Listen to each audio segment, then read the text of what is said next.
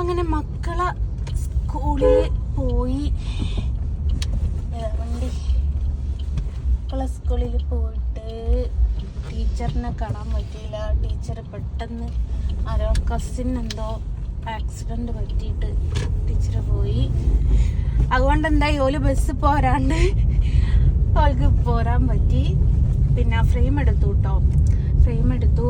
എനിക്ക് ഒരിക്കലും പറ്റാത്തൊരബദ്ധം ഇന്ന് പറ്റി. എന്താണെന്ന് എനിക്കറിയില്ല.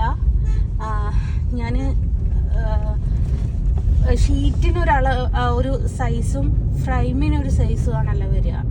ഞാൻ ഫ്രെയിം ഉള്ള സൈസിൻ്റെത് അല്ല, ഷീറ്റിൻ്റെ സൈസ് പറയാതെ ഫ്രെയിമിൻ്റെ സൈസ് വിളിച്ച് പറഞ്ഞു. അപ്പം അത് വലിയ എന്ന് വെച്ചാൽ എൻ്റെ ഞാൻ കുറച്ച് സൈസുകൾ ഉണ്ടാക്കിയിട്ടുണ്ടല്ലോ, ആ സൈസിലൊന്നും പെടാത്ത ഒരു സൈസായി വന്നിട്ടുണ്ട്. പക്ഷേ എനിക്ക് ആ ഫ്രെയിം കൊണ്ടുപോയ ആ സൈസിന് വരയ്ക്കാട്ടോ. പക്ഷെങ്കിൽ മേടിക്കാൻ ആരും ഉണ്ടാവില്ല. എനിക്ക് ഒരിക്കലും ഇല്ലാത്തൊരു തുക അതിന് ഇടേണ്ടി വരും.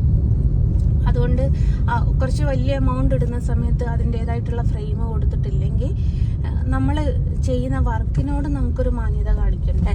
അത് നിർബന്ധമായിട്ടും കാണിക്കേണ്ട ഒരു ആവശ്യമാണല്ലോ. കാരണം ഞാൻ 15,000 റേഞ്ച് തൊട്ടിട്ട് ഞാൻ ഇടുന്ന ഫ്രെയിം എന്ന് പറയുന്നത് സ്റ്റിക്കിന് 1,800 രൂപ വരുന്നത് സ്റ്റിക്കിന് കേട്ടോ. അപ്പം ചിലതിന് 2 സ്റ്റിക്ക് വരുന്നുണ്ട്, ചിലതിന് 1.5 സ്റ്റിക്ക് വരുന്നുണ്ട് ഒക്കെ ഉണ്ട്. അപ്പോൾ അത് എനിക്ക് ഹോൾസെയിൽ പ്രൈസ് ആയിട്ടാട്ടോ ഈ പ്രൈസിന് തരുന്നത്. അല്ലെങ്കിൽ നമ്മുടെ ഷോപ്പ് പോകുമ്പോൾ 2,300 2,500 ആ ഒരു റേഞ്ചിലേക്കൊക്കെ വരും കേട്ടോ നമ്മുടെ ഷോപ്പിലേക്ക് എത്തുന്ന സമയത്ത് ഫ്രെയിം. ഇത് ഹോൾസെയിൽ ഷോപ്പാണ്. അവിടെ എനിക്ക് 1 പീസോ 2 പീസോ 3 പീസോ ആയിട്ട് തരൂല. കുറച്ച് ബൾക്കായിട്ട് എടുക്കണം, സ്ഥിരമായിട്ടും എടുക്കണം, എന്നാൽ മാത്രമേ തരുള്ളൂ. അപ്പം അങ്ങനെ എനിക്ക് അങ്ങനെ ഒരു അബദ്ധം പറ്റി. എന്നിട്ട് ഞാൻ ഫ്രെയിം കുറച്ച് അവിടെ തന്നെ വെച്ചു. അവരോട് ഞാൻ പറഞ്ഞു എനിക്ക് സൈസ് ചെറുതാക്കി തന്നാൽ കുറച്ചൊരു എമൗണ്ട് എനിക്കിന്ന് നഷ്ടം വന്നു കേട്ടോ. എന്നും വരുന്നതിനെക്കാട്ടിലും കുറച്ചൊരു എമൗണ്ട് നഷ്ടം വന്നു. പക്ഷെ എന്നാലും കുഴപ്പമില്ല, ഞാൻ ആ സൈസ് ചെറുതാക്കി തരാൻ പറഞ്ഞിട്ടുണ്ട്. അവിടെ തന്നെ വെച്ചിട്ട് പോന്നു. ഇനി പിന്നീടൊരു ദിവസം എനിക്കിതിനായിട്ട് പോകണം. അല്ലെ അരുണും ബസ്സിന് പ്രൈവറ്റ് ബസ്സിനുള്ള ദിവസം അരുണിനോട് എടുക്കാൻ പറയണം. പിന്നെ സ്ഥിരമായിട്ടുള്ള 15 22 ഉണ്ടല്ലോ, അതിൻ്റെ സൈസിൻ്റെത് കുറച്ച് തോനെ ഞാൻ എടുത്തിട്ടുണ്ട്. എത്രയാണെന്നുള്ളത് ഞാൻ കാണിക്കൂല, കാരണം എല്ലാ പ്രാവശ്യത്തെക്കാട്ടിലും തോനെ എടുത്തിട്ടുണ്ട്. ഞാൻ ഫസ്റ്റ് ടൈമാണ് ഇത്രയും ബൾക്കായിട്ട് എടുക്കുന്നത്. അപ്പം വീട്ടുകാരത് കാണിക്കരുത് എന്ന് പറഞ്ഞതുകൊണ്ട് മാത്രം ഞാനത് കാണിക്കുന്നില്ല. ഇവൾ ഇത്രയൊക്കെ എടുത്തോ എന്നുള്ളൊരു ആ ഒരു ചോദ്യം മതി ഒരു പക്ഷേ നമുക്ക് നല്ലതിനെ നെഗറ്റീവ് ആക്കാനും. നമ്മൾ പറയല്ലേ ദൃഷ്ടി എന്നൊക്കെ. എനിക്ക് അതിൽ വിശ്വാസമൊക്കെ ഉണ്ട് കേട്ടോ, വിശ്വാസമില്ല എന്നൊന്നും ഞാൻ പറയുന്നില്ല. അതുകൊണ്ട് മാത്രം ഞാൻ എൻ്റെ ചിത്രകല തുടങ്ങിയിട്ട് ഫസ്റ്റ് ടൈം ഇത്രയും ബൾക്ക് ഓർഡർ എടുക്കുന്നത് എന്നുള്ളത് തന്നെ എന്താണ്, അതാ ഞാൻ വീട്ടിൽ നിന്ന് ഇറങ്ങുമ്പോൾ പറഞ്ഞു ഞാൻ ഇത്രയൊന്നും കാണിക്കത്തില്ല എന്ന് പറഞ്ഞത്. അപ്പം അങ്ങനെയാണ്. അപ്പം നിങ്ങൾ പറയും എന്നാൽ ഞാൻ സാധനം എടുക്കാൻ പോയതല്ല.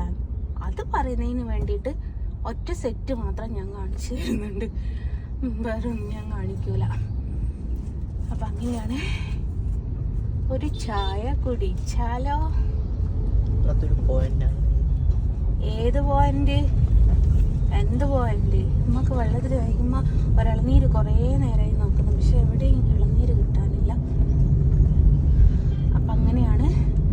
ഇനി ഞങ്ങളൊരു ചായ കുടിക്കട്ടെ. എനിക്ക് ചെറിയൊരു ഷോപ്പിംഗ് ഉണ്ട്, ഒന്ന് ഷോപ്പിങ്ങിൽ പോകണം. പിന്നെ കുറച്ച് സാധനങ്ങളുണ്ട്. എത്ര ദിവസമായി മോനെ പച്ചക്കറി കഴിക്കുന്നത്? പച്ചക്കറിയോ?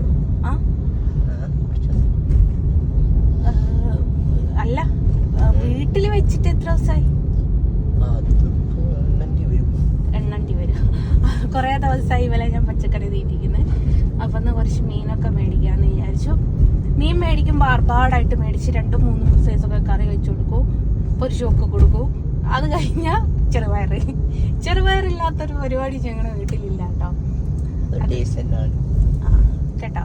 പക്ഷെ വേറൊരാൾക്കത് വലിയ ഇഷ്ടമല്ല. പക്ഷെ ആള് ഭയങ്കര ബ്യൂട്ടി ക്യൂനാണ്, മറ്റേ ബ്യൂട്ടി കോൺഷ്യസ് എന്നല്ലേ പറയാ, എന്താ അതാണ്. പക്ഷെ അത് ചെറുപയറിന്റെ എത്രത്തോളം പ്രോട്ടീൻ നമ്മുടെ ശരീരത്തിലേക്ക് തരും എന്നുള്ളത് ഒരുത്തിക്ക് അറിയൂല. ഓക്ക് ഒന്നും അറിഞ്ഞു.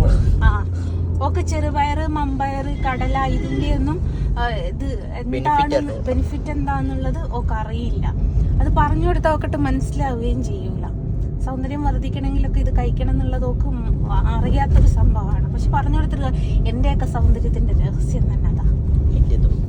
ഓന്റേതും. അപ്പൊ ഓക്ക് സൗന്ദര്യം ഇല്ലാത്തത് എന്തുകൊണ്ടാ? അത് കഴിക്കാത്തോണ്ട്. അപ്പൊ അങ്ങനെയാണ്. ഇങ്ങനെയാട്ടോ മറ്റേ തൃശ്ശൂരുള്ള ചേച്ചിയെ പിള്ളേരാ കയ്യിലെടുക്കുന്നത്. അല്ലാതെ നിങ്ങൾ പറയും പോലെ കള്ള് വിൽക്കുന്നു, കഞ്ചാവ് വിൽക്കുന്നു എന്നൊന്നും പറഞ്ഞിട്ടല്ല കേട്ടോ.